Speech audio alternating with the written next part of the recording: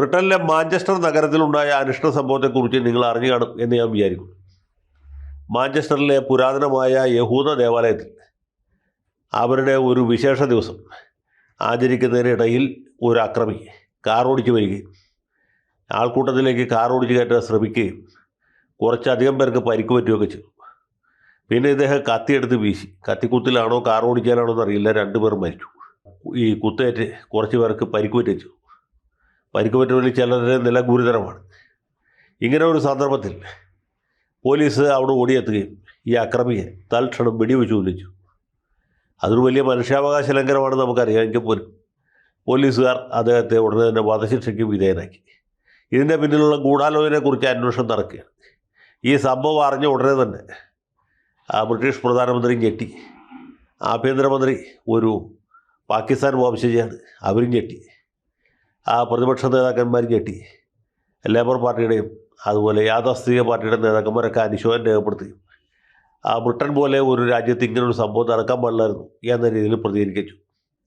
മാത്രവുമല്ല, ഈ ബ്രിട്ടൻ പാലസ്തീനെ അനുകൂലിക്കുന്നതിൻ്റെ തിരക്കിനിടയിലാണ് ഇങ്ങനൊരു സംഭവം ഉണ്ടായത് എന്നുള്ളതുകൊണ്ട് അവിടെയുള്ള വലതുപക്ഷ ശക്തികൾ, പ്രത്യേകിച്ച് യഹൂദന്മാരും പിന്നെ തീവ്ര നിലപാടുകാരായ ചില ക്രിസ്ത്യൻ ഗ്രൂപ്പുകളൊക്കെ തികച്ചും പ്രകോപിതരായി രൂക്ഷമായ പല പരാമർശങ്ങൾ നടത്തി ഇവരുടെ പ്രതിഷേധ പ്രകടനങ്ങളൊക്കെ അരങ്ങേറി. ഈ സംഭവം നടന്നത് മാഞ്ചസ്റ്റർ പോലെ വളരെ പ്രധാനപ്പെട്ട ഒരു സ്ഥലത്തായതുകൊണ്ട് വലിയ വാർത്താ പ്രാധാന്യം മാത്രമല്ല, ആഗോള ശ്രദ്ധയും ഇതിലേക്ക് കൈവന്നു. ബ്രിട്ടനിൽ മാത്രമല്ല, യൂറോപ്പിൻ്റെ പല ഭാഗങ്ങളിലും അമേരിക്കയിലും ഓസ്ട്രേലിയ, ന്യൂസിലൻഡ് മുതലായ രാജ്യങ്ങളിലുമൊക്കെ അതിൻ്റെ അലയടികൾ ഉണ്ടായി. ഇത് മൊത്തത്തിൽ തന്നെ ഈ കുടിയേറ്റക്കാർക്കെതിരായിട്ട്, അറബ് വംശജർക്കെതിരായിട്ട്, അതിൽ തന്നെ മുസ്ലിങ്ങൾക്കെതിരായിട്ട് ഒരു വികാരം ലോകവ്യാപകമായിട്ട് പ്രത്യേകിച്ച് വെളുത്ത വർഗ്ഗക്കാരുടെ ഇടയിൽ ഉണ്ടാക്കുന്നതിന് സഹായിച്ചു എന്നുള്ളതാണ് വസ്തുത. അതിലും വിശേഷിച്ച് ഈ കാനഡയും ബ്രിട്ടനും സ്പെയിനും ഓസ്ട്രേലിയയും ഒക്കെ പാലസ്തീനെ അംഗീകരിച്ച ഒരു സാഹചര്യത്തിൽ കൂടിയാണ് ഇങ്ങനൊരു സംഭവം ഉണ്ടായത് എന്നുള്ളതുകൊണ്ട് അതിന് പ്രത്യേകിച്ച് ഒരു ശ്രദ്ധ കിട്ടി. അതിനോടുള്ള അമർഷമാണ് സത്യത്തിൽ ഈ അക്രമത്തോടുള്ള വലിയ ഒരു പ്രതികരണത്തിലേക്ക് പോയത് എന്ന് വിചാരിച്ചാലും തെറ്റില്ല. കാരണം ഇത് പലതും പരസ്പരം ബന്ധപ്പെട്ട് കിടക്കുകയുള്ളൂ.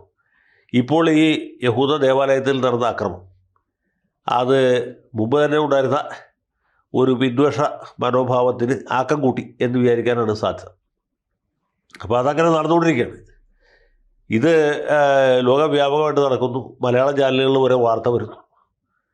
അത് അടുത്ത ദിവസങ്ങളിലേക്കൊക്കെ വ്യാപിക്കുമ്പോൾ ഞാൻ ഇന്ന് രാവിലെ മലയാള മനോരമ പത്രം എടുത്ത് നോക്കി. മനോരമയാണല്ലോ വിദേശ വാർത്തകൾ കാര്യമായിട്ട് നമ്മൾ അറിയിക്കേണ്ട പത്രം. ഇന്നത്തെ മനോരമ കൊച്ചി എഡിഷൻ 18 പേജാണ്. 18 പേജ് ഞാൻ ഒന്നാം പേജ് നോക്കി, അകത്തെ പ്രധാന പേജ് നോക്കി, വിദേശ വാർത്തകൾ വരുന്ന പേജ് നോക്കി. ഒരു സ്ഥലത്തും ഈ സംഭവമില്ല. മാഞ്ചസ്റ്റർ എന്ന വാക്ക് പോലും മനോരമക്കാർ കേട്ടില്ല. കാര്യം ഇത് രണ്ടും മായിലാണ് ആരംഭിക്കുന്നത് എങ്കിൽ പോലും. അത് കഴിഞ്ഞ് ഞാൻ ഈ പ്രാദേശിക പേജിൽ നോക്കി, അവിടെ കാണാനില്ല. ചർമ്മ പേജ് നോക്കി, അവിടെ കാണാനില്ല.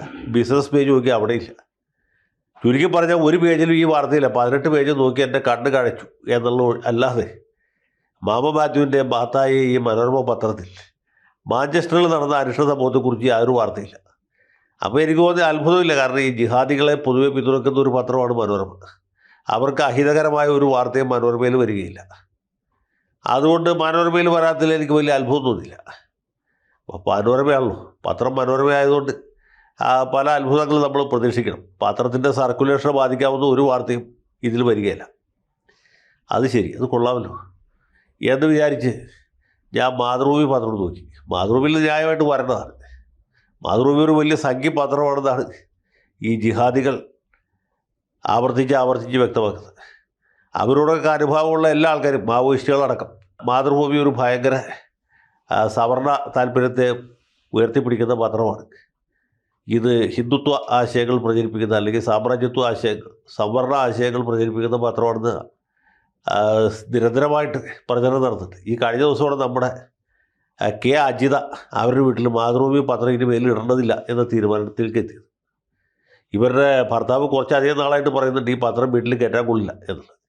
പക്ഷേ അജിതയ്ക്ക് കഴിഞ്ഞ ദിവസമാണ് ബോധ്യമായത് മാതൃഭൂമി പോലൊരു പത്രം നമ്മുടെ വീട്ടിൽ വരുത്താൻ യോഗ്യമല്ല എന്നുള്ള കാര്യം. അപ്പോൾ അങ്ങനെയുള്ള മാതൃഭൂമിയിൽ സ്വാഭാവികമായിട്ട് ഈ അക്രമം വന്നു കാണും എന്ന് വിചാരിച്ച് ഞാൻ മാതൃഭൂമി എടുത്ത് നോക്കി. മാതൃഭൂമി 18 പേജാണ്. 18 പേജും വിശദമായി പരിശോധിച്ചു. ഒരു സ്ഥലത്തും മാഞ്ചസ്റ്ററിനെ കുറിച്ച് വിദൂര പരാമർശം പോലുമില്ല. അപ്പോൾ എനിക്ക് മനസ്സിലായി മാതൃഭൂമി പത്രക്കാരും ഈ വാർത്ത അറിഞ്ഞിട്ടില്ല. അങ്ങനെയുള്ളൂ. ഒന്നുകിൽ സ്ഥലപരിമിതി കൊണ്ടായിരിക്കും, അല്ലെങ്കിൽ വാർത്താ ബാഹുല്യം കൊണ്ടായിരിക്കും. മറ്റു വാർത്തകൾ ധാരാളമായിട്ട് കയറി വന്നുകൊണ്ടായിരിക്കും. ഏതായാലും രണ്ടായാലും ഈ വാർത്തയില്ല. എന്നാൽ കാൻറ്റർബറിയിൽ ആർച്ച് ബിഷപ്പായിട്ടൊരു വനിതയെ നിയമിച്ച വാർത്ത മനോരമയിൽ വലിയ വാർത്തയാണ്, വലിയ സംഭവമാണ്. മാതൃഭൂമിയിലും ഉണ്ട്, പക്ഷേ ഈ വാർത്തയില്ല. ഇപ്പം കാൻറ്റർബറി വരെ മനോരമയ്ക്ക് റീച്ചുള്ളൂ, മാതൃഭൂമിക്ക് അത്ര ഉള്ളൂ. അപ്പോൾ ഇത് കൊള്ളാമല്ലോ എന്ന് വിചാരിച്ച് ഞാൻ മറ്റു പത്രങ്ങളും നോക്കി. അപ്പോൾ ഹിന്ദുവിൽ വാർത്തയുണ്ട്, സ്വാഭാവികം. എന്നെ അത്ഭുതപ്പെടുത്തിയത് നമ്മുടെ കാന്തപുരം അബൂബക്കർ മുസ്ലിയാരുടെ ഉടമസ്ഥയിൽ നടക്കുന്ന സിറാജ് എന്നൊരു പത്രമുണ്ട്. സർക്കുലേഷനൊക്കെ കുറവാണ്.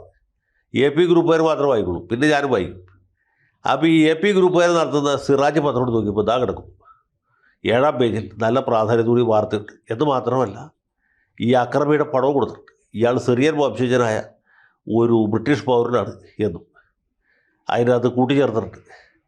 അപ്പോൾ സിറാജിൽ കൊടുക്കാവുന്ന വാർത്ത മനോരമയിൽ കൊടുക്കില്ല, മാതൃഭൂമിയിൽ കൊടുക്കില്ല എന്ന് പറഞ്ഞാൽ ഈ പത്രങ്ങളൊക്കെ ആരെ പേടിച്ചാണ് ഈ സംവിധാനം കൂട്ടിയെടുക്കുന്നത് എനിക്ക് മനസ്സിലാവുന്നില്ല. ഇതാണ് നമ്മുടെ പത്രങ്ങളുടെ ഒരു പൊതുവായ വാർത്താ അവതരണ ശൈലി. പിന്നെ വെറുതെയാണ് ഇതിൻ്റെ സർക്കുലേഷൻ കുറയുന്നത്, ആളുകൾ പത്രം വായിക്കാതായത്. ഇപ്പോൾ ഈ മാതൃഭൂമി മനോരമയൊക്കെ മേടിക്കുന്ന ആളുകൾ എന്തിനു വേണ്ടിയിട്ടാണ്? പണ്ടൊക്കെ ആണെങ്കിൽ ഇത് വല്ല തൂക്കി വിറ്റാൽ കാശ് കിട്ടുമായിരുന്നു. ഇപ്പോൾ അത് കിട്ടില്ല. പത്രം വലിയ മുളകും പൊതിയാൻ പോലും ആളുകൾ പത്രം ഉപയോഗിക്കണ്ടേ? ആ കാലത്താണ് നമ്മൾ ജീവിക്കുന്നത്. ഇങ്ങനൊരു വാർത്ത കൊടുത്താൽ അവർക്ക് മനപ്രയാസവും, മറ്റേ രീതിയിൽ വാർത്ത കൊടുത്ത് ഇവർക്ക് മനപ്രയാസവും എന്ന് വിചാരിച്ചിട്ട് വാർത്തകളെ തമസ്കരിക്കുകയാണ്. ഇനി മാതൃഭൂമിയിലോ മനോരമയിലോ വന്നില്ല എന്ന് കരുതി മാഞ്ചസ്റ്ററിൽ നടന്ന അക്രമത്തെക്കുറിച്ച് ആരെങ്കിലും അറിയാതിരിക്കുന്നുണ്ടോ? എല്ലാവരും അറിയുന്നുണ്ട്. എല്ലാവർക്കും അതിനെക്കുറിച്ച് വ്യക്തമായ അഭിപ്രായങ്ങളുമുണ്ട്. പക്ഷേ ഈ പത്രാധിപന്മാരുണ്ടല്ലോ, പത്ര മുതലാളിമാർ, മാമൻ മാത്യു ആയാലും ശരിയാണ്, ശ്രേയംസ് കുമാർ ആയാലും ശരിയാണ്, അവരിങ്ങനെ ഒട്ടകപ്പക്ഷിയെ പോലെ തല മണലിൽ പൂഴ്ത്തി നിൽക്കുകയാണ്. ഇവർ ഈ വാർത്ത കൊടുക്കാത്തതുകൊണ്ട് ലോകത്ത് ആരും ഇത് അറിയില്ല എന്നുള്ളതാണ്. അപ്പോൾ പ്രിയപ്പെട്ട പത്ര മുതലാളിമാരെ, നിങ്ങൾ മൂഢസ്വർഗത്തിലാണ് ജീവിക്കുന്നത്. നിങ്ങളുടെ ഈ പത്രത്തിൽ വന്നില്ലെങ്കിലും ആളുകളൊക്കെ വിവരം അറിയും. നിങ്ങൾക്ക് ബുദ്ധിയില്ല, വിവരമില്ല എന്ന വിവരം കൂടി ആളുകൾക്ക് മനസ്സിലാവും. അത്രേ ഉള്ളൂ വ്യത്യാസം.